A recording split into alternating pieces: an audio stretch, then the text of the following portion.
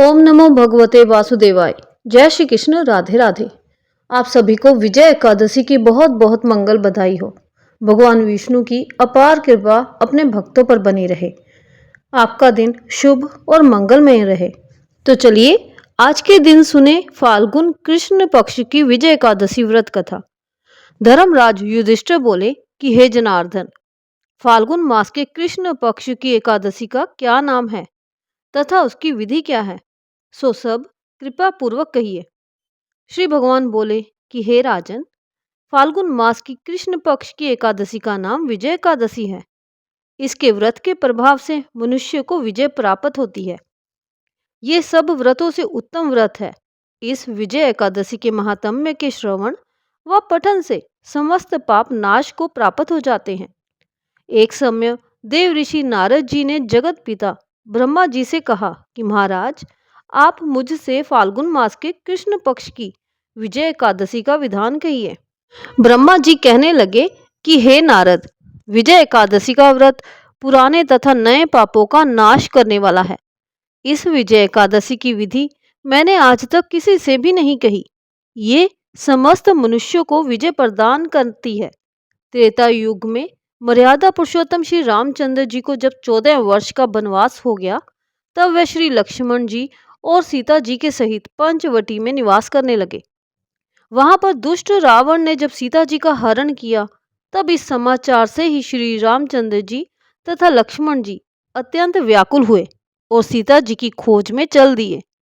घूमते घूमते जब वह मरणासन जटायु के पास पहुंचे, तो जटायु उन्हें सीता जी का वृतांत सुनाकर स्वर्ग लोक को चला गया।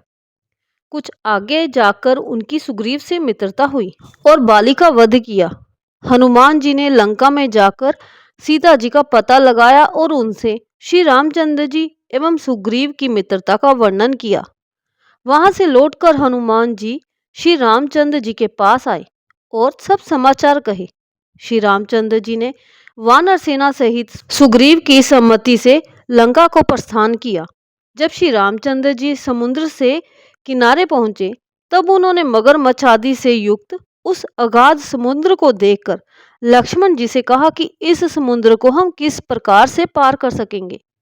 श्री लक्ष्मण जी कहने लगे कि हे पुराण पुरुषोत्तम, आप आदि पुरुष हैं, सब कुछ जानते हैं। यहाँ से आधा योजन दूर पर कुमारी द्वीप में मकदालभ्य नाम के मुनि रहते हैं। उन्होंने अनेकों ब्रह्मा देखे हैं। आप उनके पास जाकर इसका उपाय पूछिए। लक्ष्मण जी के इस प्रकार के वचन सुनकर श्री रामचंद्र जी वकदालभ्य ऋषि के पास गए और उनको प्रणाम करके बैठ गए। मुनि ने भी उनको मनुष्य रूप धारण किए हुए पुराण पुरुषोत्तम समझकर उनसे पूछा कि हे राम, आपका आना कैसे हुआ। रामचंद्र जी कहने लगे कि हे ऋषि, मैं अपनी सेना सहित यहाँ आया हूँ और राक्षसों को जीतने के लिए लंका जा रहा हूँ। आप कृपया करके समुद्र पार करने का कोई उपाय बतलाइए। मैं इसी कारण आपके पास आया हूँ। वकदालभ्य ऋषि बोले कि हे राम, फाल्गुन मास की कृष्ण पक्ष एकादशी का उत्तम व्रत करने से निश्चय ही आपकी विजय होगी। साथ ही आप समुद्र भी अवश्य पार कर लेंगे। इस व्रत की विधि ये है कि दशमी के दिन स्वर्ण, चांदी, तांबा या मिट्टी का एक घड़ा बनावे। उस घड़े को जल से भरकर तथा पंच पल्लव रख वेदिका पर स्थापित करें। उस घड़े के नीचे सत नजा और ऊपर जौ रखे। उस पर श्री नारायण भगवान की स्वर्ण की मूर्ति स्थापित करें। एकादशी के दिन स्नान आदि से निवृत्त हो धूप, दीप, नैवेद्य, नारियल आदि से भगवान की पूजा करें। उसके बाद दिन भर घड़े के सामने बैठकर व्यतीत करें और रात्रि को भी उसी प्रकार बैठे रहकर जागरण करें।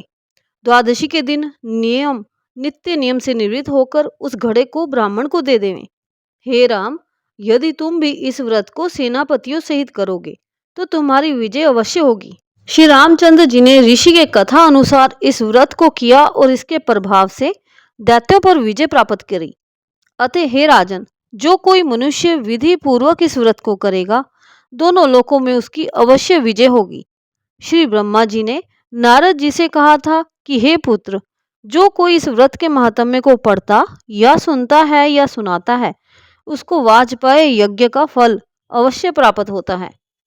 विष्णु भगवान की जय, माँ लक्ष्मी की जय। जय जय श्री राधे श्याम, जय जय श्री राधे श्याम।